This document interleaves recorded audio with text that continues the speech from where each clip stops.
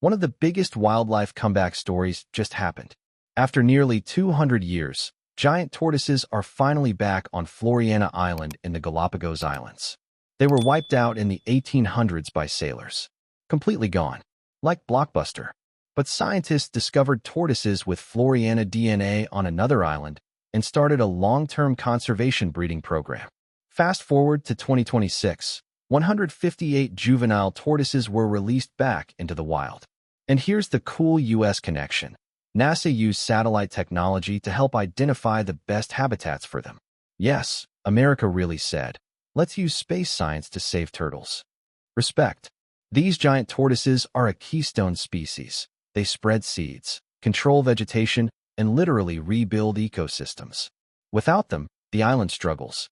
This is huge for wildlife conservation, endangered species recovery, and ecosystem restoration worldwide. If you love crazy animal facts and real comeback stories happening right now in the US and beyond, subscribe to say So Now I Know.